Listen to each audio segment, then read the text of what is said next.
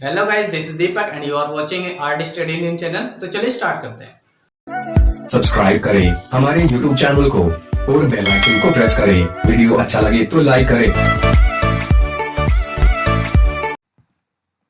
Friends, आज का topic है हमारा वर्णमाला से व्यंजन का टॉपिक। हमने पिछली वीडियो में फ्रेंड्स स्वर के बारे में जाना था।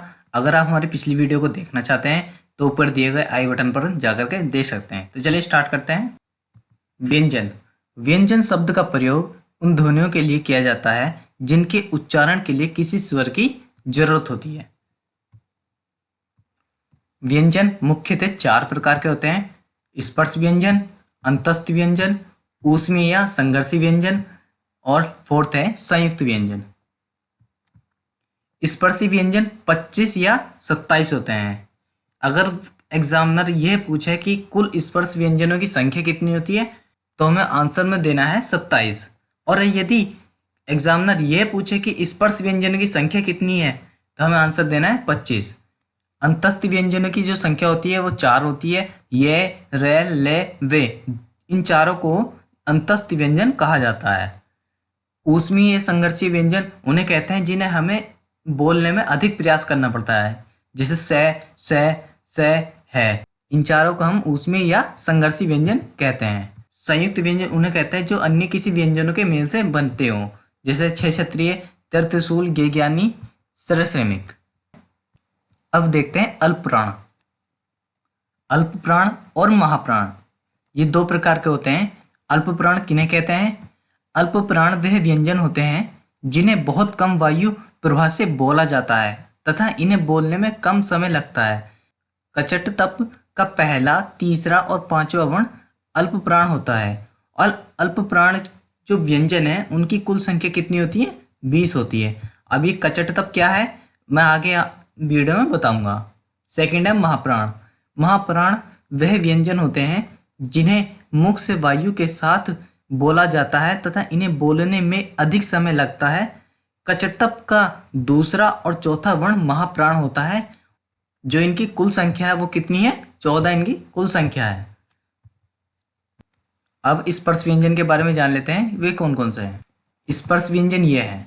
स्पर्श व्यंजन कौन से हो गए? क हो गया, ख हो गया, ग, घ, ण। ये सारे जितने भी हैं ये सारे ये स्पर्श व्यंजन है सारे टोटल। अब कचटप कहाँ से आया था? कचटप यहाँ से आया था। ये क ले लिया हमने, च ले लिया, ट ले लिया और त ले लिया और प ले लिया, यानी कि हर एक वर्ग का पहला वर्ण लिया है हमने।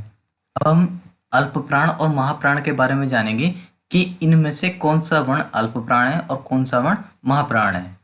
फ्रेंड्स, हर एक वर्ग का पहला, तीसरा और 5वां वर्ण ये तीनों के तीनों अल्पप्राण होते हैं। जैसे इस वर्ग का क्या है? क, ग और ळ। और इस वर्ग का च, झ, उ खाली। तो ये जो है ये वाले जिन पे मैंने डार्क किया है। और महाप्राण हर एक वर्ग का दूसरा और चौथा ये महाप्राण होता है। और अल्पप्राण कहते किसे हैं? फ्रेंड्स, जिनको बोलने में हमें कम समय लगता है उन्हें अल्पप्राण कहते हैं, और जिन्हें बोलने में हमें अधिक समय लगता है उसे हम महाप्राण कहते हैं।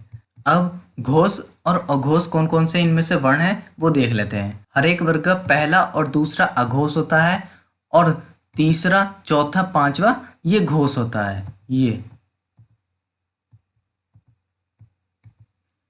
ये इसमें हो गया द, ध, न, और इसमें अघोष हो गया प, फ और घोष हो गया ब, भ, म। हम जो इन्हें उच्चारित करते हैं वो कहाँ कहाँ से होते हैं। सबसे पहले देखते हैं कंठियों से कौन कौन से होते हैं। कंठ से जो होते हैं वो पूरा क वर्ग का होता है। ये कंठ से उच्चारित होते हैं। और तालव्य से कौन से होते हैं? तालव्य से ये वाले होते हैं च वर्ग। तालव्य से च वर्ग वाले होते हैं। मूर्धन्य से कौन से होते हैं? मूर्धन्य से ट वर्ग के होते हैं। दंत्य से कौन से होते हैं? दंत्य से त वर्ग के होते हैं। और लास्ट बचा हमारा ओष्ठीय। ओष्ठीय से कौन कौन से होते हैं? प हो गया, फ हो गया, ब हो गया, भ हो गया और म हो गया। अब हम जान चुके हैं कि अल्पप्राण कौन सा है, महाप्राण कौन सा है, घोष कौन सा है, अघोष कौन सा है और इनके जो उच्चारण स्थान है वो कहाँ कहाँ से है।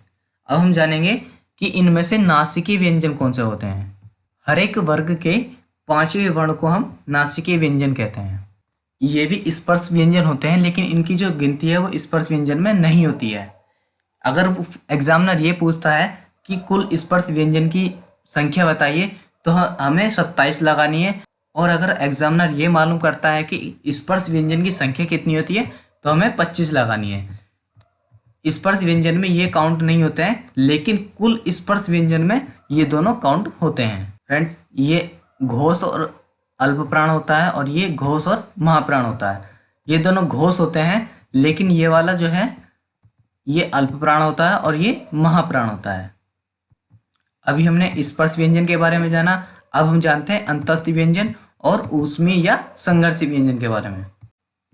अंतस्थ व्यंजन कौन कौन से होते हैं? अंतस्थ व्यंजन ये, रे, ले, वे, ये चारों को अंतस्थ व्यंजन कहते हैं। और ऊष्मीय या संघर्षी व्यंजन कौन से होते हैं? ये से, है, ये सारे ऊष्मीय या संघर्षी व्यंजन कहते हैं। अब अंतस्थ व्यंजन जो है, इनमें से कौन सा घोष है और कौन सा अल्प प्राण है या महाप्राण है, इनके बारे में जानते हैं। फ्रेंड्स, ये, रे, ले, वे, ये चारों ही घोष होते हैं और अल्प प्राण होते हैं। अब ऊष्मीय संघर्षी व्यंजन के बारे में जानते हैं। फ्रेंड्स, ये तीन जो हैं, बड़ा से, पेटचिरा से और छोटा से, ये तीनों ही अघोष और महाप्राण होते हैं। लेकिन है जो है, ये से जो हल है, ये घोष होता है और अल्प प्राण होता है। ये का और से का जो उच्चारण स्थान है वो तालव्य है। रे का और पेटचिरा से का जो उच्चारण स्थान है वो मूर्धन्य है। ले का, छोटे से का जो उच्चारण स्थान है वो दंतीय या वर्तस्य है। लास्ट में बचे वे और है, इन दोनों का जो उच्चारण स्थान है वो कंठोष्ठीय है। यानी कि कंठ और ओष्ठीय से जो हम उच्चारण करते हैं उसे हम कंठोष्ठीय बोलते हैं। स्पर्श व्यंजन हो गया, अंतस्थ व्यंजन हो गया, ऊष्मीय या संघर्षी व्यंजन हो गया। अब बारी है संयुक्त व्यंजन के बारे में। तो चलिए इन्हें देखते हैं, संयुक्त व्यंजन कौन कौन से होते हैं। संयुक्त व्यंजन 4 होते हैं, 6 क्षत्रिय, 13 त्रिशूल, गे ज्ञानी और श्रेय श्रेमिक। 6 क्षत्रिय जो है के को और पेटचिरे से को जोड़ करके बना है। ये आपके लिए चारों ही बहुत इंपॉर्टेंट है और इनमें से हर एक एग्जाम में एक ना एक जरूर मालूम किया जाता है, तो आप इसको अच्छे से समझिएगा। सेकंड है त्रय। त्रय किससे मिलकर बना है? तय और रे से, बड़े से और रे से। और गे ज्ञानी किससे मिलकर के बना है?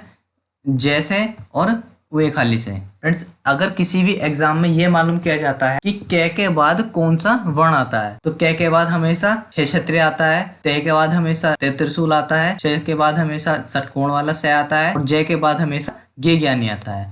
फ्रेंड्स, ये नोट पॉइंट है, इनको आप ध्यान से नोट कीजिएगा।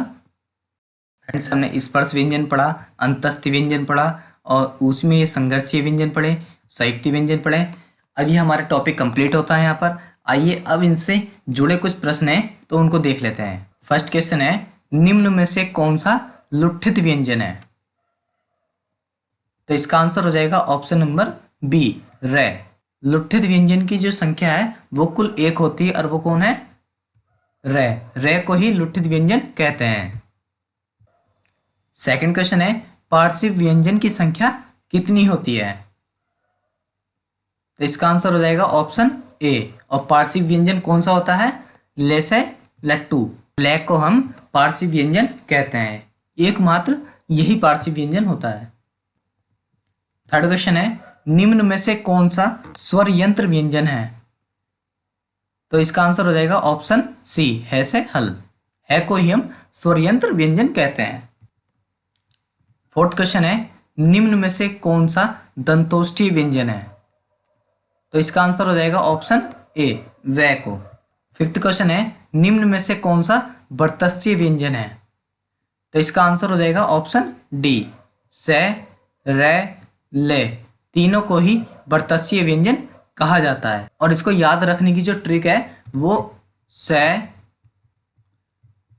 रे और ले, क्या हो गया? सरल। इसकी जो याद रखने की वो ट्रिक है, सरल है, इससे आप इसे याद रख सकते हैं।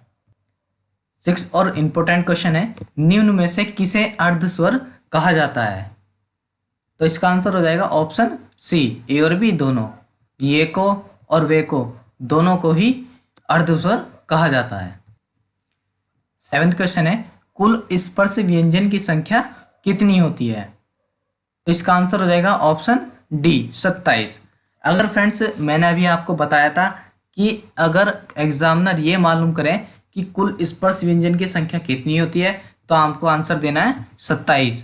अगर एग्जामिनर ये मालूम करे कि स्पर्श व्यंजन की संख्या कितनी होती है तो आपको आंसर देना है 25। दोनों में फ्रेंड्स कंफ्यूज मत हो जाना, देख करके ऑप्शन लगाने हैं। 8th क्वेश्चन है, कुल व्यंजन की संख्या कितनी होती है? तो इसका आंसर हो जाएगा ऑप्शन ए, 35। इनमें फ्रेंड्स संयुक्त व्यंजन नहीं आते हैं। 9th क्वेश्चन है, हिंदी वर्णमाला में सबसे पहले कौन सा वर्ण आता है? तो इसका आंसर हो जाएगा ऑप्शन बी। ऑप्शन ए मत लगा देना, ए सबसे पहले नहीं आता है। सबसे पहले जो आता है ये अंग से अंगूर आता है। फ्रेंड 10th और लास्ट क्वेश्चन है इस वीडियो का, और आपको इसका आंसर कमेंट बॉक्स में लिख करके बताना है। हिंदी वर्णमाला में क के बाद कौन सा वर्ण आता है? ऑप्शन ए है एसएनआर, ऑप्शन बी है ख खरगोश, ऑप्शन सी है छ क्षत्रिय, ऑप्शन डी है च चम्मच। तो फ्रेंड्स इसका आंसर आपको कमेंट बॉक्स में लिख करके जरूर बताना है। आशा करता हूँ फ्रेंड्स आपको वीडियो पसंद आई होगी और आपके लिए काफ़ी हेल्पफुल रही होगी। अगर वीडियो पसंद आई तो लाइक करना ना भूलें।